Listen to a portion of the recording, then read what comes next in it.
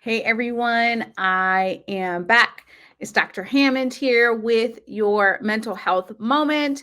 I hope that you have had a really great week. For those of you who are new to Mental Health Moment, welcome, welcome. It's Dr. Hammond here with your Mental Health Moment. For those of you who tune in every single Tuesday, 8 p.m. Eastern Standard Time, right here on Black Women Empowered Incorporated Facebook page, YouTube, and LinkedIn Live, welcome back. And for those of you, and thanks for those who are starting to join here. And for those of you who are tuning in on the replay on my YouTube page, welcome back. Thanks so much. Be sure to subscribe so you know when the videos are available every single week. And again, hope you've had a wonderful week here. I am in Iowa today. I do reside in Florida, and I can't wait to get back to my sunshine, but I am in Iowa today. Still cold weather this time of year, but let me know where you're tuning in from. And thanks again for those who are starting to join here. It's Dr. Hammond here with your mental health moment.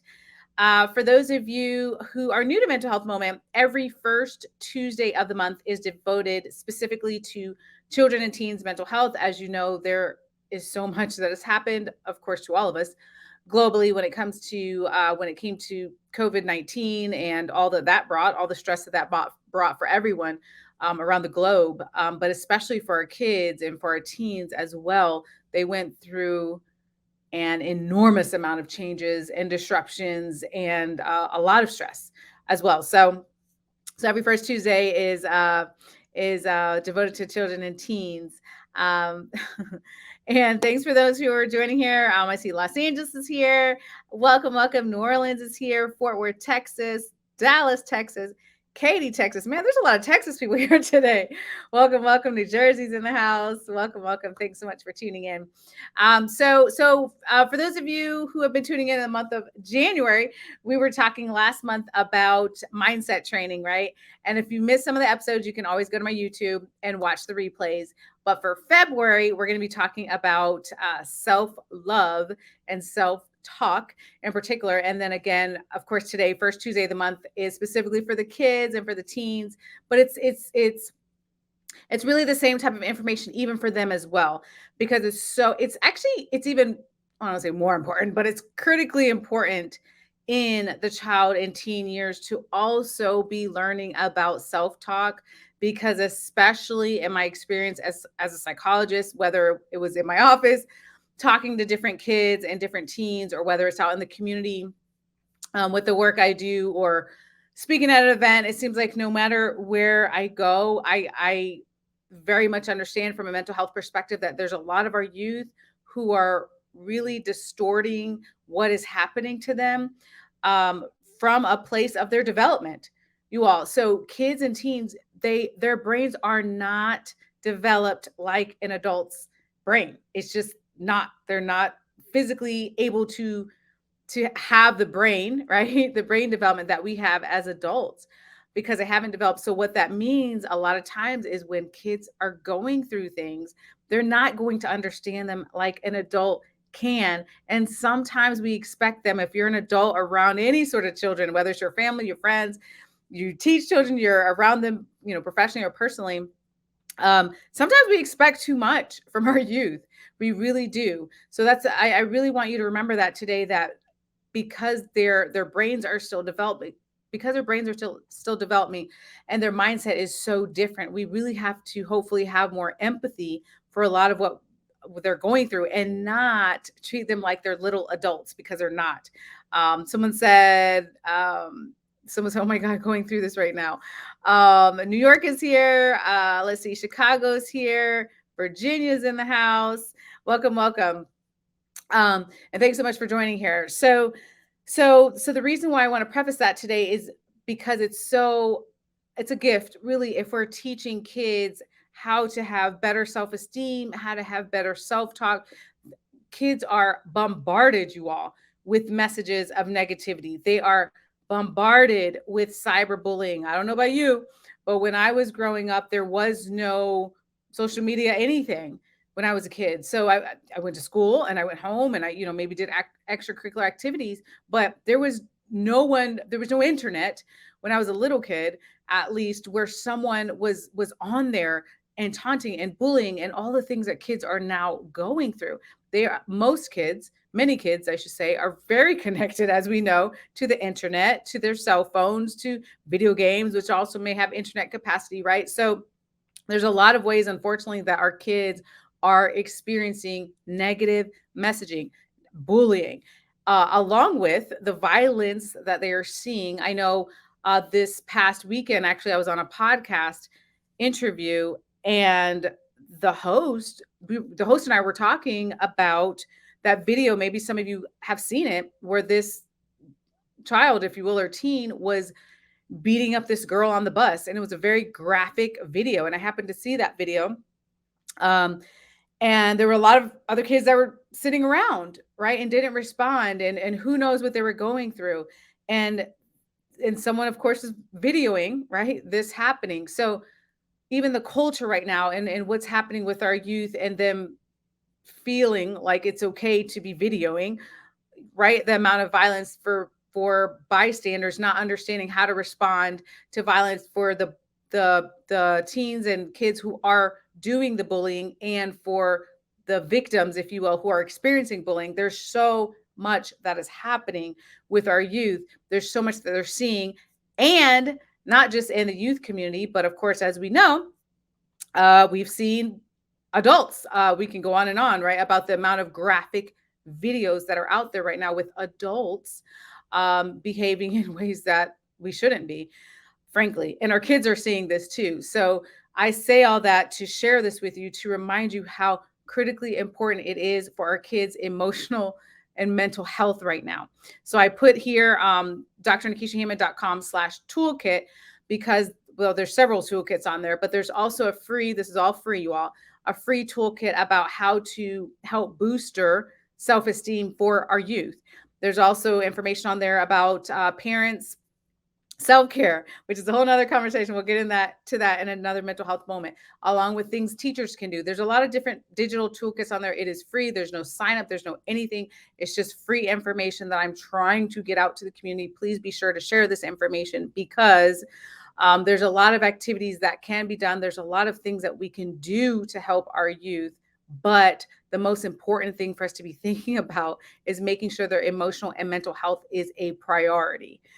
I can't stress that enough. Someone said, oh, thank you so much. Someone said, thank you for all that you do. You're absolutely welcome. Someone said, good evening. Welcome, welcome. Finding out about your daughter. Yes, very, very difficult. And I'm sorry to hear about that situation that you put in the chat here.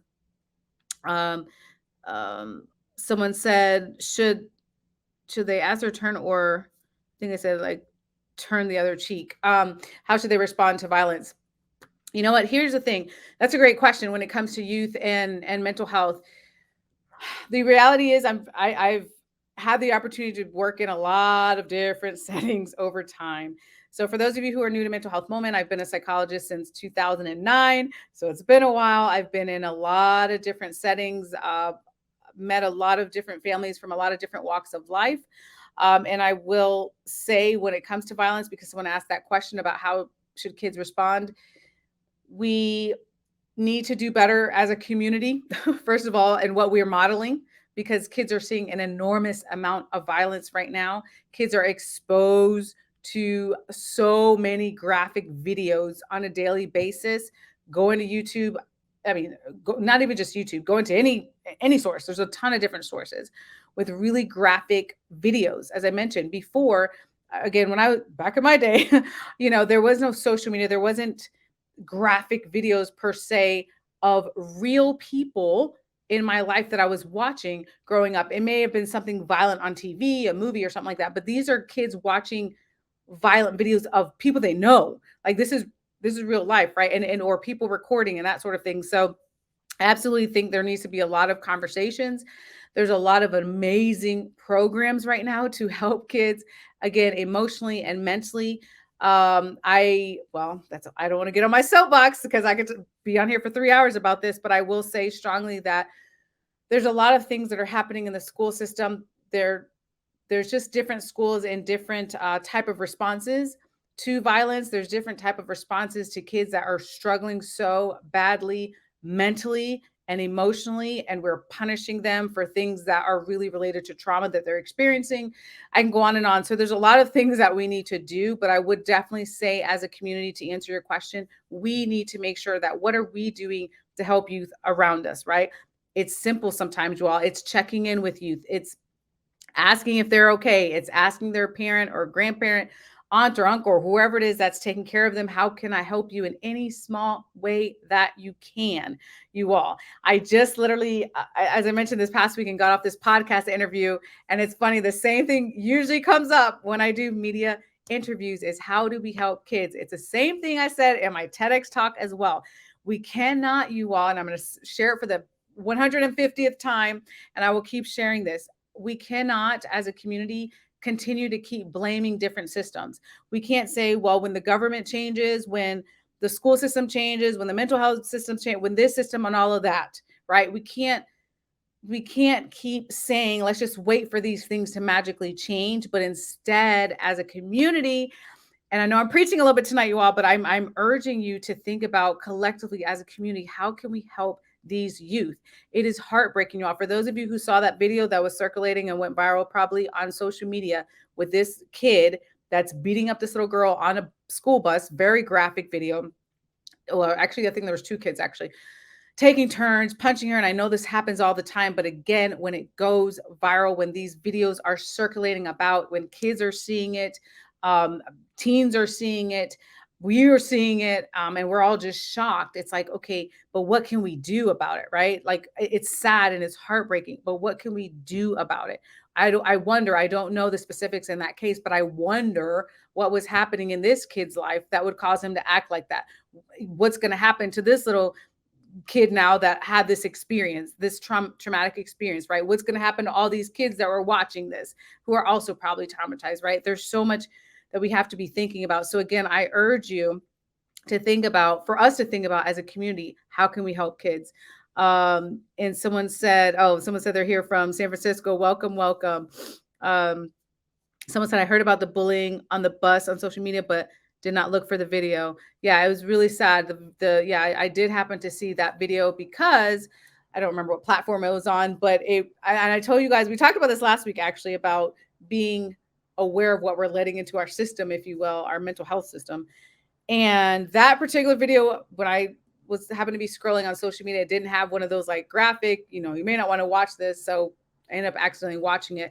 But I am glad I did watch that one because it came up in some recent discussions I was having, and it is important for us to understand what's happening, but also as a community for us to be responding. And yeah, someone said, "Oh, that's sad. So what are they doing about that?" I'm not sure. That's a great question. I'm not sure what the response was in that particular case. So I don't know kind of like the aftermath and what has happened. I know that the social media response for a lot of people was a lot of shock, a lot of heartbreak. Why is this happening? I can tell you all, there's such a crisis right now in children's mental health. There's a lot of kids that are still hurting, you all. There's a lot of kids that are still dealing with things that have happened even years ago, but is still continuing to have its effect from 2020. Right? Just because we're a couple years later doesn't mean that the things that happened a couple years ago just magically got better. There were a ton of people who lost jobs, who lost houses, who lost caregivers, right? A lot of kids and teens lost family members. We'll never see them again. They're dealing with grief, they're dealing with trauma along with their personal lives, right? So there's a lot that's been happening. So a couple of things that you can think about. And again, whatever position you're in watching this, whether you're a parent, a grandparent, someone that has kids, or you're working professionally around kids, or in whatever capacity, it really means so much. And I know it sounds so simple, you all, what I'm going to suggest, but it's so powerful. Okay, this is very powerful. So if you've gained nothing from today's mental health moment, I want you to remember that when kids feel that you care about them, it really goes a long way. When they feel like someone cares about them, it really goes a long way. It really, really does.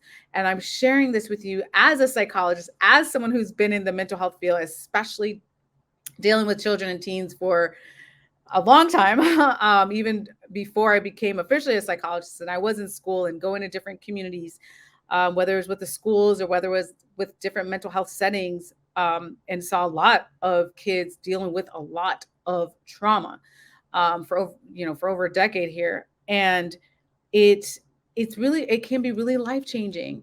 It can be really life changing when they feel that someone cares about them. There are kids out there, it's so sad. There are kids out there for whatever reason that they don't feel like anyone cares about them. So they don't feel like whoever they have in their household cares about them. They don't feel like whomever they're surrounded with at school cares about them. They don't feel their teacher cares about them, their friends cares about them, their family cares about them. But you in their life, maybe you know some children or some teens, in your place of worship, let's say, or wherever it is that you're in the community and you're around kids. And it doesn't have to be your biological child, right? But they feel like you care about them. We are at the point where that is life changing. That is not even life changing. That's life saving right now for some kids. Oh, yeah, I could go on for a couple hours on this topic, but it is life changing and life saving for some of our youth right now. So I really wanted to take this opportunity on today's mental health moment to give you a couple tips. Again, there's many more tips. You can always go to drnikishahammond.com/toolkit to get way more tips about how to help our youth, how to help their self-esteem, whether it's depression, anxiety, ADHD. There's all sorts of different toolkits on there.